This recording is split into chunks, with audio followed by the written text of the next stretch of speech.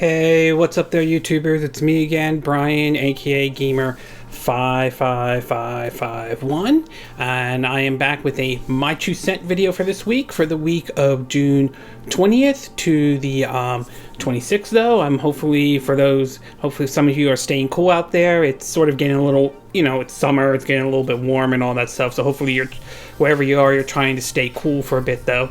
But anyway, we got 4 stories to cover for this week though, including some interesting reports from GameStop and Amazon in regards of Metroid Dread, a policy reverse from Sony in regards of the issue regarding cross-platform, or crossplay to be exact though, rumors that we could be getting another compilation Castlevania pack, this one based off the Metroidvania Castlevania games though, and of course Nintendo has responded to the whole Switch Pro rumor, or at least Nintendo of America's president Doug Bowser has responded to this though. But before we get started, we'll do what I like to call the quick My 2 Cent part. Stories that kind of caught my attention to a certain degree, but I'm not going to go into a huge amount of details though. And as always, if you're interested in the stories and stuff I'm talking about though, or where I got my information for some of these stories though, links will be in the description of this video, assuming you're watching this on YouTube. So under the quick My 2 Cent part, several stories came up though.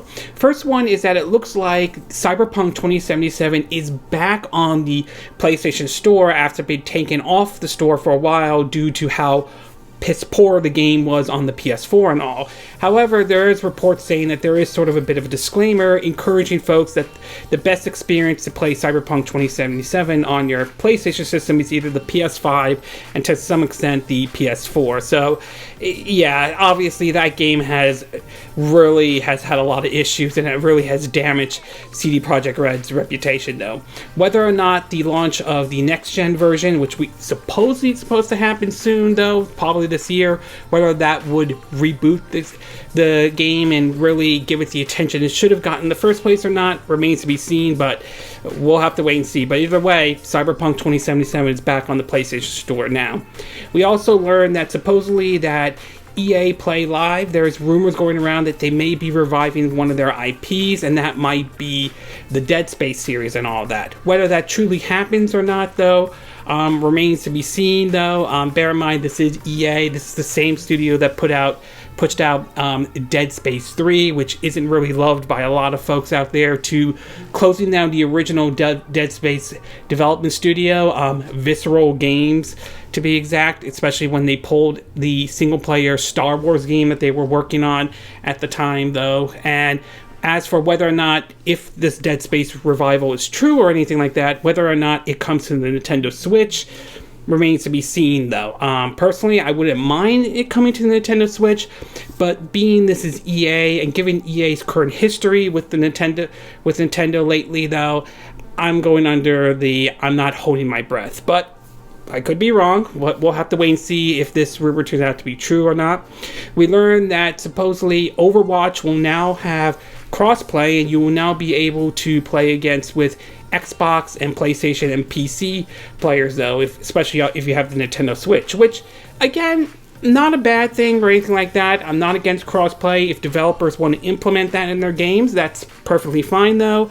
But after hearing how the Switch version of Apex Legends ran and when crossplay was turned on though, it does raise some questions of whether or not we could see that same kind of situation with Overwatch, especially for those who play it on the Switch against like PC or PS4 or Xbox players though, or PlayStation players to be exact. So time will tell if that situation happens or not, but whatever the case may be though, right now it looks like crossplay is going to be available on Overwatch though.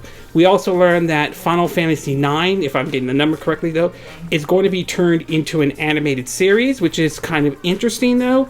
Reports seem to point out that one of the studios that might be working on it is the same one that did the 90s TV show Reboot, if for those who may, God, I feel old even mentioning that though. So whether it turns out to be good or not remains to be seen though.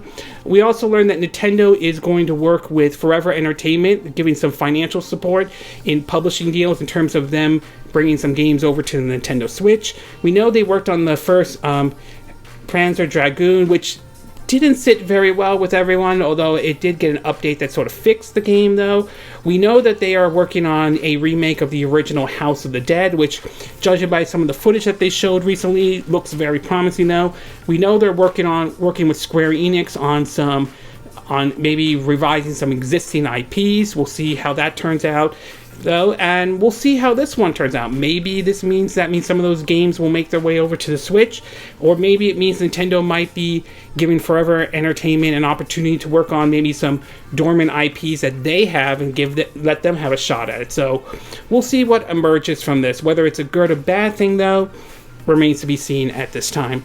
We also learned that Sonic the Hedgehog, the 2022 release, the new Sonic the Hedgehog game, is aiming to lay the foundation for future titles. Supposedly, this next Sonic game is going to take a page kind of similar to what Breath of the Wild was to a certain degree. Again, whether that works or not, that certainly remains to be seen, though. I will say 3D Sonic games have been sort of a hit and miss. For ones that I think that got it right, like Sonic Heroes and Sonic Colors, though, there have been plenty that have got it hugely wrong. And we've seen what happened with Sonic Boom Rise of Lyrics and the infamous Sonic 06, though. So we'll have to see, though. I mean, Sonic has had some low moments in its life, though, so hopefully this one takes off. Hopefully they've learned their lessons, and hopefully this time they can nail a 3D Sonic correctly, though. I think Sonic Colors had the right idea, same with Sonic Lost World to be exact, so we'll see. Time will tell on that one. We also learned that Famicom is announcing 4 more titles in the Trial series, or the Legends of the Cold Steel, and apparently some of these games will be out in 2022 and 2023, and right now they are planning to be released on the Nintendo Switch, the PS4, and PC. As of right now, there are no plans for an Xbox version, at least as far as what I read, though. It doesn't mean that it couldn't happen, though. It's possible they might bring it to Xbox at some point, or try bring it to Game Pass, but as of right now, plans are for the PS4, Xbox One, and PC at this time. So if you're a fan of the Legends of Cold Steel series or Trial of Cold Steel, though, look forward to these titles, which will be set for 2022 and 2023.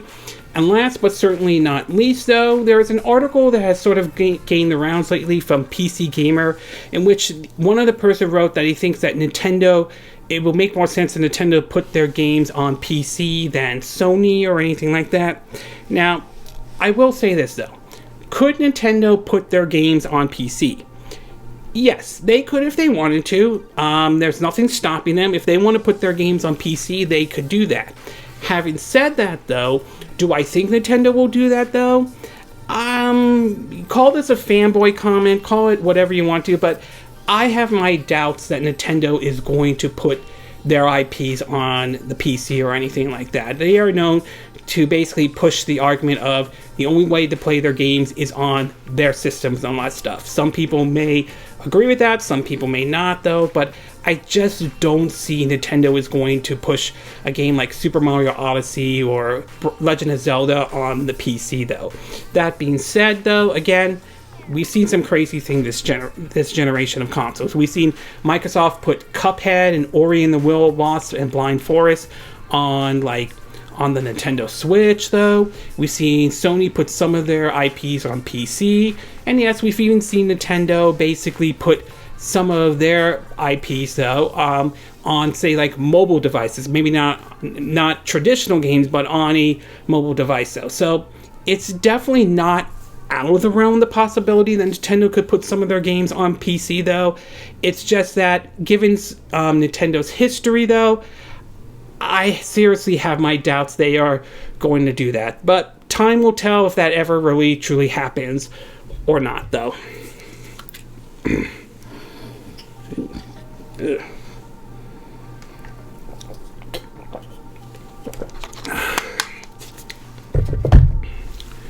Okay, with the quick My 2 Cent part now done, we'll get started with our first story. And this one has to do with Switch Pro, or particularly Nintendo of America's President Doug Bowser responding to this. Now, the Switch Pro has been rumored many times. We've heard rumors every year that the Switch Pro is going to happen. The Switch Pro is going to happen and all that stuff.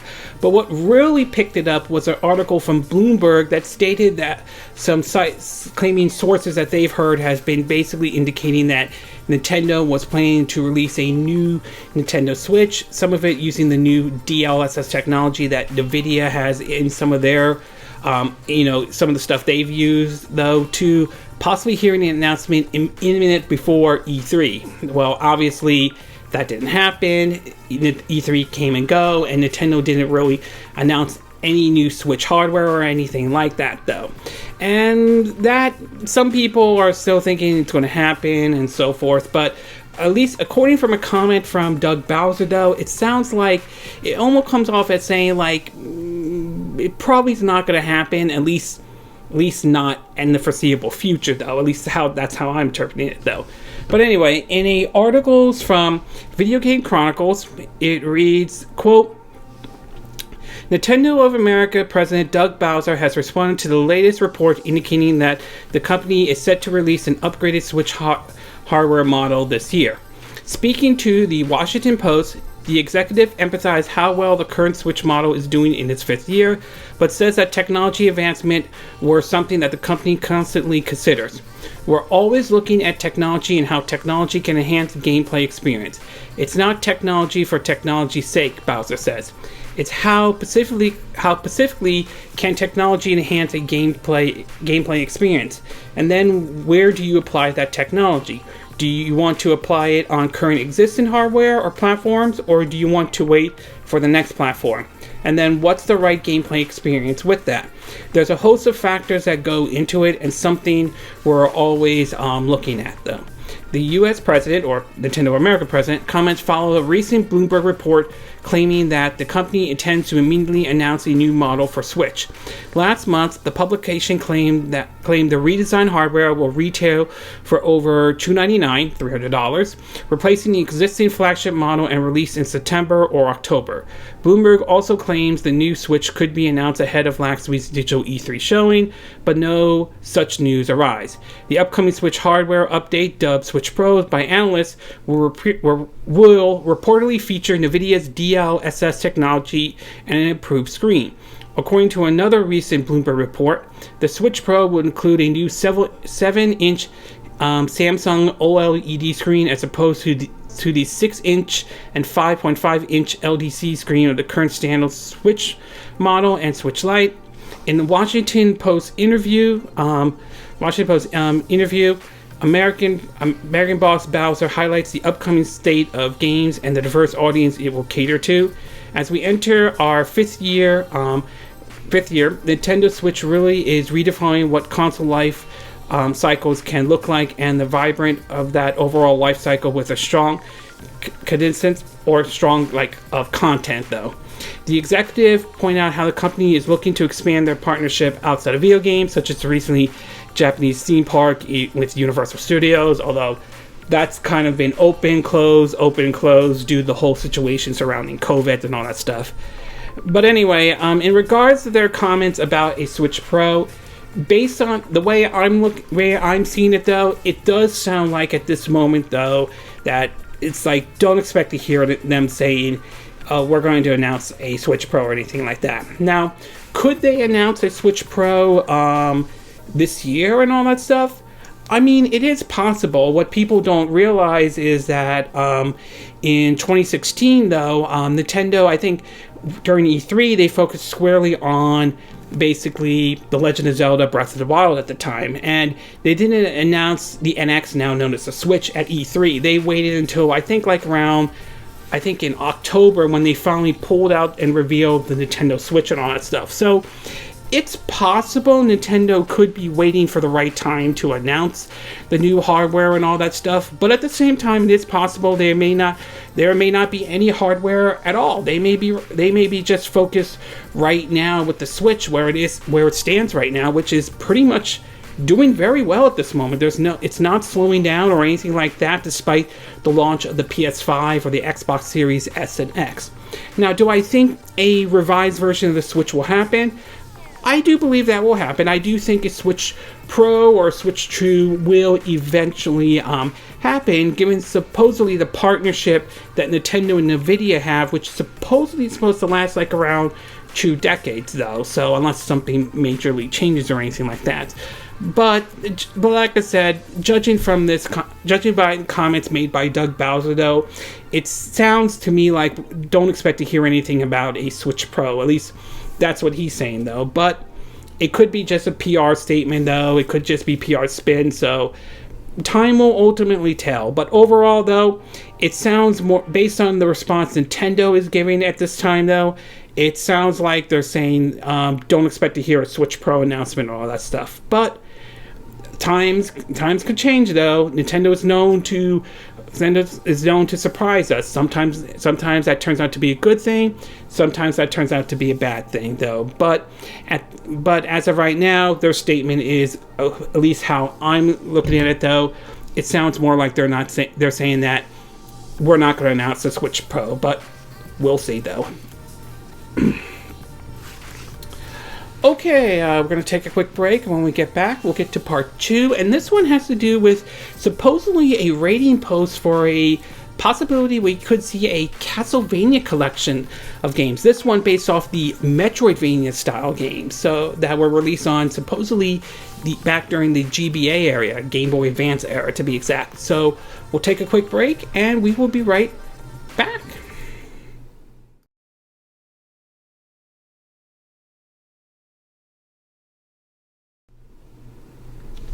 Okay, and we are back with part 2 of our My 2 Cent video, and for this one we're going to be taking a look at supposedly a rating has popped up for a Castlevania collection from Konami, though. Now, Castlevania obviously is beloved by a lot of folks out there. The series has seen some of its highs and lows, but it's also seen some of its popularity spike thanks to the Castlevania series on Netflix, which has its 4th and final season.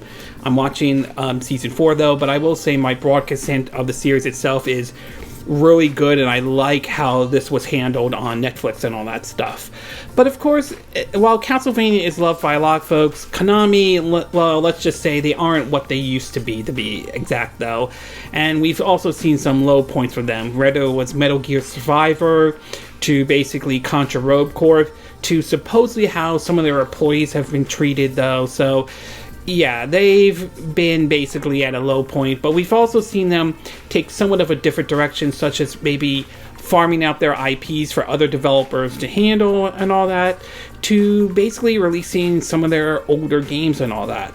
Now, Konami has released some of their old games, like a Contra collection on the Nintendo Switch. Wouldn't mind seeing Shattered Soldier or Neo Contra make its way over to Nintendo Switch, thank you very much, to its Castlevania collection and all.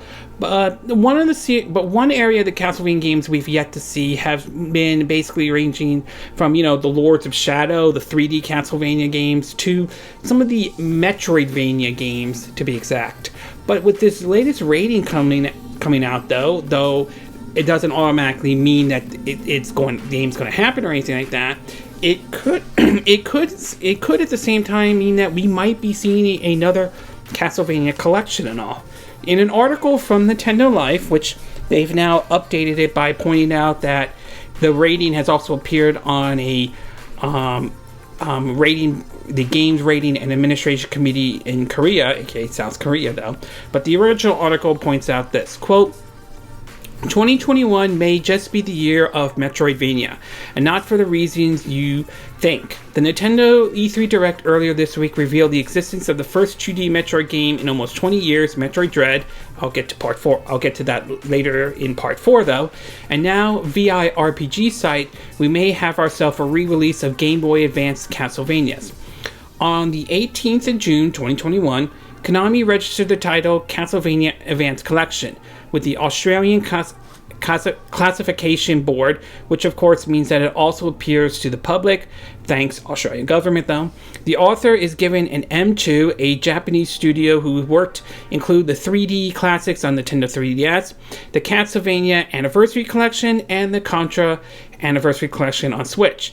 It is relatively safe to assume that the Castlevania Advance collections will include the 3 Game Boy Advance games that were left out of the Anniversary Collection: Circle of the Moon, Harmony of Dissonance, if I'm saying the name correctly, and Aura of Sorrow. It might include some other titles too, but the advance in the title is certainly leaning towards the Game Boy era. Castlevania Advance Collection looks like it's also destined to release on multiple platforms, so it's likely to come to Switch as well as PC, Xbox, and PS4 though. Now, obviously, as they said though, or as I pointed out, it has not been confirmed by Konami at this time, and it may pop up the rating, but sometimes it might be an error and all that stuff. But I could definitely see this happening. I could definitely see Konami releasing a collection of their Metroidvania games from the GBA era and all. And if it's going to be called the Castlevania Advance Collection, that does make sense and all that stuff. That said, though, I really would have liked them to also release, if they could make this as part of a collection or a separate collection, is maybe the ones on the Nintendo DS. I believe there were 3 though. Portrait of Ruins, Dawn of Sorrow, and a 3rd one. I don't know the name of it. I apologize though, but I would definitely wouldn't mind seeing these games come to the Nintendo Switch though, even though they're not confirmed for the Nintendo Switch. I would think more than likely it's probably going to happen though. Although I would definitely like to see Symphony of the Nights to come to Nintendo Switch. That would be great though. But anyway, though, I could definitely see this collection happening, considering the fact that they've worked on the Contra and the Castlevania collection. I could definitely see them porting over some of their Metroidvania games over to today's platforms, whether it's PC, PS4, Xbox, and Nintendo Switch. So even though it's not an official confirmation, though, I definitely could see something like this happening indeed, though. We'll have to wait and see. We'll have to wait to hear what Konami has to say, though. But overall, though, it's not an official confirmation, and it could be a typo, though. But right now, I'm leaning towards this being more than likely it's going to happen. But we'll have to wait and see, though. Okay, we're going to take a quick break, and when we get back, we'll get to part 3, and this one has to do with Sony changing the position they had in regards of crossplay in general. So we'll take a quick break, and we will be right back.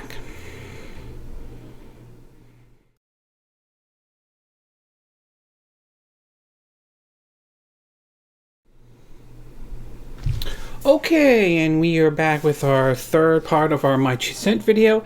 And for this one, we're going to be taking a look at Sony, especially in regards to the whole situation with crossplay. Now, there's no doubt, though, that the PS4, and to maybe some extent, though debatable, the PS5 are doing, have done very well for Sony, though. PS4 has sort of dominated last generation. A lot of that has to do with some of the bad decisions Nintendo and Microsoft made back then, though. Although Microsoft and Nintendo are in a better position thanks to the success of the Nintendo Switch for Nintendo, and of course, the Xbox Series X and S have been doing well for Microsoft, not to mention Game Pass in general, though. As far as the PS5 goes, though, there's no doubt that's doing well for Sony, though, but at the same time, it's sort of been very difficult to even find a PS5. But moving along in that, though, the PlayStation brand has been pretty good for Sony and all that stuff. But they've also had their shares of controversies, though. One of those controversies had to do with the whole issue of crossplay, where Sony isn't really keen on basically having people play play games against other players on other systems and all that stuff. Okay with PC, not so much with other systems, though. That has led to some criticism towards Sony, especially when the issue of Fortnite came up, though, and that they wouldn't allow you to play against other Fortnite players on other systems. There was a lot of pressure on that, though, and eventually Sony sort of caved in and sort of changed that policy, to be exact. Well, it seems as though Sony has started to come out and basically started to change that policy even more, as it does sound like they're more open to crossplay than they were in the past, though. In an article from Game Industry Biz, it reads, quote, Sony is supportive of crossplay platform on PlayStation. We support and encourage crossplay, says Jim Ryan, though. According to the article, it reads, quote, Sony is moving to accommodate more cross-platform functionality on PlayStation. That's according to PlayStation boss Jim Ryan, who expressed the sentiment in a recent interview with Axiom. We support and encourage crossplay, Ryan said, nodding towards titles already implemented the features such as Fortnite, Rocket League, Minecraft, and Call of Duty, as well as titles expecting a crossplay update such as Destiny 2. Ryan also assured that the numbers will continue to grow.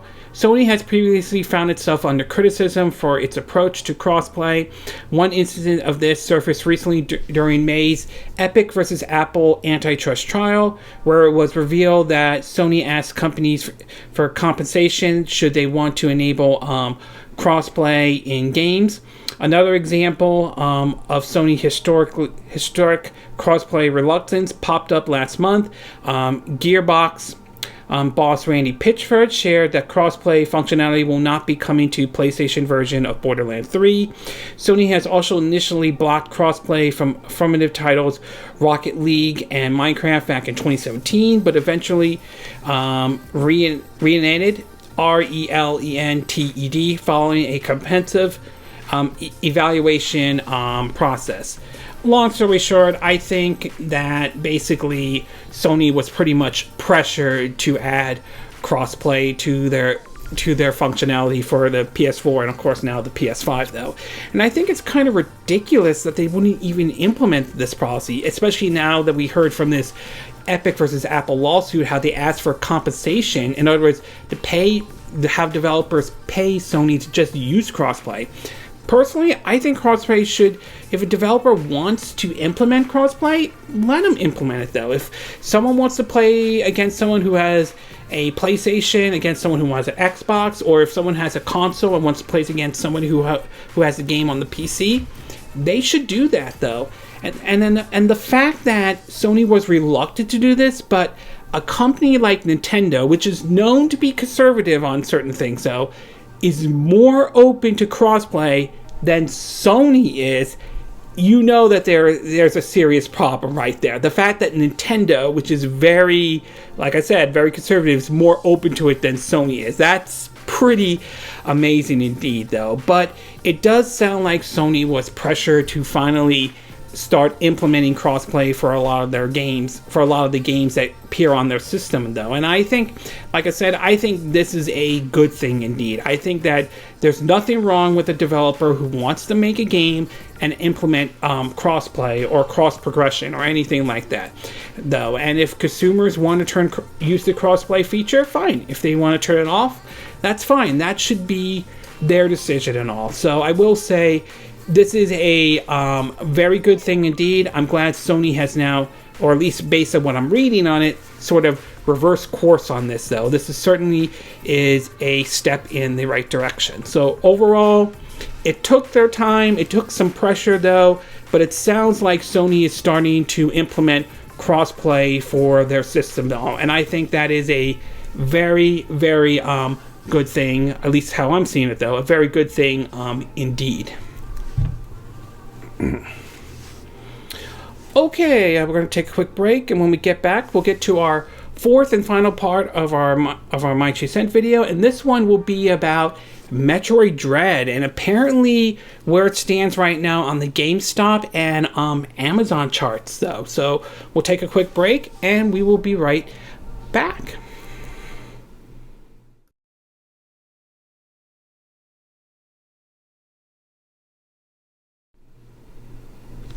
Okay, and we are back with our fourth and final part of our My 2 Cent video for this week.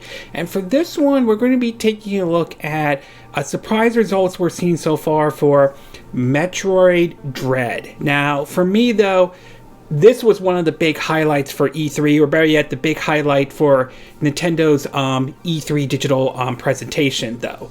A game that a lot of us have been waiting for a long, long time. A game that's been in development hell for so long, though, that finally got a chance to see the light of day. I mean, sure, it's not Metroid Prime 4. We're still going to have to wait a bit for that game to come out because we now know excuse me, we now know Retro Studio is working on it, though. But this definitely is definitely a good thing. And the fact that we're hearing that Mercury system, if I'm saying the name correctly, the same ones that did the surprisingly good Metroid Samus Returns on the Nintendo 3DS is working on it, is definitely a good thing indeed, though. And I'm looking forward to seeing how this game plays, though. And I'm looking forward to seeing how to deal with those, that robot that's going to stalk Samus throughout the entire game, possibly, though. But one question that kind of has emerged about is whether or not this game will be a success, because it turns out to be past Metroid games have not found the same kind of, well, let's just say not the same kind of financial success as to say, your Mario, your Zelda series, or even basically, or even the Pokemon series and all that stuff. But we have seen lately, Nintendo, some of their series is starting to find more success on the Switch than people realize. Games like the Xenoblade Chronicles series has found success on the Nintendo Switch. That has done well. Donkey Kong Tropical Freeze did very well on the Nintendo Switch. Luigi's Mansion 3, a niche title, has found success on the Nintendo Switch. And even the Fire Emblem series has started to gain momentum. So it is possible that the Metroid series can finally get the success that's needed after years of not finding the same kind of success as Mario or Zelda and all of that. And if these reports of it being number one on GameStop or Amazon, or at least ranking high on Amazon, are true, it could give us an idea of the possibility that that Metroid Dread could be very successful when it releases this fall. In an article from The Gamer, it reads that, quote, Metroid Dread is topping sale charts around the world. The article reads, quote, the excitement for Metroid Dread is hitting a peak, as the game is a bestseller on several different retails across the world and even out of stock in some areas, though, which on one hand that's good, but then it kind of wondering if there's an issue of, quote, the whole issue of, scalpers and all that kind of situations. We've seen that played out before many times, though. See the PS5 as a good example, though. All right, anyway, moving on. It says, quote, looking through several key retailers across different areas of the world shows that Metroid Dread is a bestseller pretty much everywhere, which is impressive considering the game hasn't even released yet and was revealed earlier in the week, though. As of time of writing, Metroid Dread is currently the best-selling game on Amazon UK, landing at number 17 on the charts. Everything else ahead of it is either hardware, accessories, or top-up cards for store.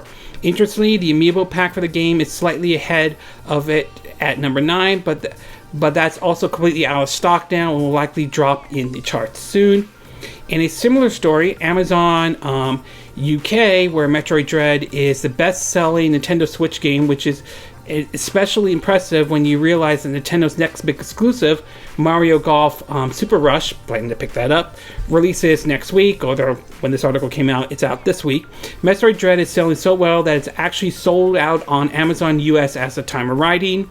Moving over to sites like GameStop, reveal that Metroid Dread is a bestseller too, although it doesn't say exactly where it falls.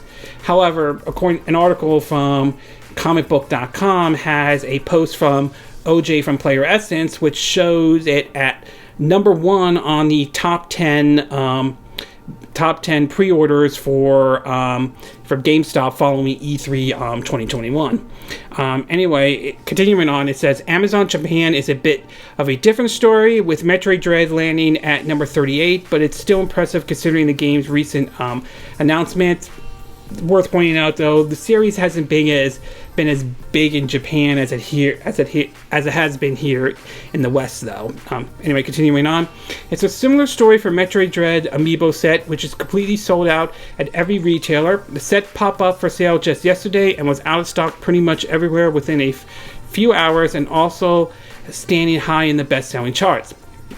The main reason behind this simply seems to be due to excitement for the game, and it's now being Nintendo's biggest release of the year. The release of a special edition and an Amiibo 2-pack also seems to have driven sales up, with people rushing to make sure they can get what will no doubt end up being a collector's item, though. So obviously right now the pre-orders for Metroid Dread is definitely very good for Nintendo indeed, and I'm glad that it's getting the attention that it deserves and all. So it's really nice to see Metroid Dread being at the #1 chart on, or at least ranking high in both GameStop's chart and Amazon's chart though. Now, does this automatically mean the game's going to be a success? That remains to be seen though. Just because it's ranking up high doesn't guaranteed it could be a success or anything like that. We still have to wait and see when the game finally comes out. What are the sales numbers though? How well did the game sell? Where does it rank on the NPD charts? Does it rank well enough with games like Breath of the Wild or Mario Odyssey or anything like that? And how well will it rank on the Nintendo eShop chart? So we don't know how well the game is going to do. So that we'll have to wait and see. And like I said, there's no just because it's ranking high on pre-orders to me at least, doesn't guarantee the game is going to be a success. But I will say it is a start, and I do think that it could be a sign of what we could expect for the sales number for Metroid Dread. And I do think that there is a very good chance though that the game is going to do well sales-wise though. Okay, how well we don't know, but I have a feeling there is a very good chance, considering the excitement around Metroid Dread and all. I think it will probably do very well, and who knows, maybe if it does well enough, it will convince Nintendo to consider, all right, why don't we port Metroid Samus Returns to the Nintendo Switch? Why don't we bring the Metroid Prime collection over to the Nintendo Switch? And if this game is doing very well, let's maybe look at some of our other games and see how well they could do on the Switch. Let's bring back Golden Sun.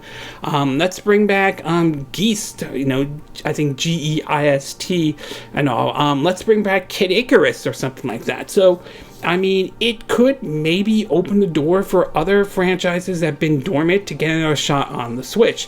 Hell, if Fatal Frame Maiden of Dark Water is going to be coming to the Nintendo Switch though, then I can't consider them bringing other games over. But in either way though, it's very nice to see that it's ranking high on the pre-orders list. I hope it means that the game will sell very well though, but I have a feeling there is a good chance that it probably will, though I could be wrong though on that one. But overall, this is certainly a step in the right direction though. This is certainly good indeed that it's ranking high on pre-orders though.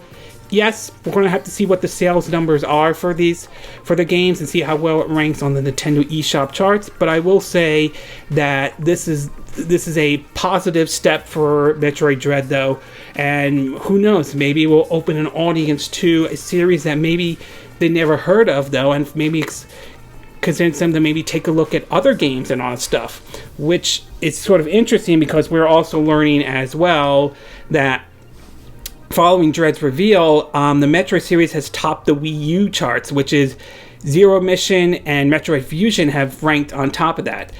I really think Nintendo should take advantage of this situation. This is a very positive thing for the Metroid series, though, and they really should take advantage of it, though. Not to mention, they have to really deliver a good marketing campaign for Metroid Dread, indeed. Okay, this concludes this My 2 Cent video for this week. And again, these are my opinion, though. What are yours? What are your thoughts about Doug Bowser responding to the whole situation involving the Switch Pro and the whole rumors about Switch Pro, though? Do you think it is a legitimate response that he made, though? Do you think it's just nothing more than PR spin? Or do you think it's still possible Nintendo could reveal a Switch Pro or Switch 2 or a new Nintendo Switch or anything like that this year or at some point down the road? What are your thoughts about this rating, about a possibility we could see a Castlevania collection, mainly based around the Game Boy Advance games, though? Would you be interested in buying these type of games though? Are you looking forward to, if these rumors true though, to picking this game up? Do you think that they should drop the Advance name and maybe add the ones from the Nintendo DS era, to be exact though? Do you think this could open the door to maybe Symphony of the Nights finally coming to the Nintendo Switch? What are your thoughts about Sony's decision to change course and allow pretty much cross-play to be on their platforms? Do you think this is a good idea indeed? Are you glad Sony has finally made that decision? Or do you feel like Sony was pressured to make that decision in regards of cross-play though? And what are your thoughts about Metroid Dread ranking in high in terms of the pre-order charts, specifically on Amazon and GameStop though? Do you think this is a good sign? Do you think this is a good indication that the game is going to do very well sales-wise? Or do you think that just because it's ranking high doesn't guarantee it's going to do well sales-wise at all? And are you looking forward to Metroid Dread? Are you looking forward to picking that game up though? Do you agree with what I said in this video? Do you disagree? Do you have a difference of opinion? As always, sound off on the comment section below. Let me know what you think. And if you do like this video, I hope you hit the like button. I would appreciate it. And I hope you do subscribe to my YouTube channel. If you do, make sure you hit the bell icon for notifications of any new videos I put up. Also, feel free to share this video if you want to, and feel free to donate to my channel if you like. You could do it through PayPal me or Patreon. Links will be in the description of this video, assuming you're watching this on YouTube. And I will see you again next time when I do another video. Hopefully that'll be soon. Until then, from Southern California, I wish you all a good day then. Bye!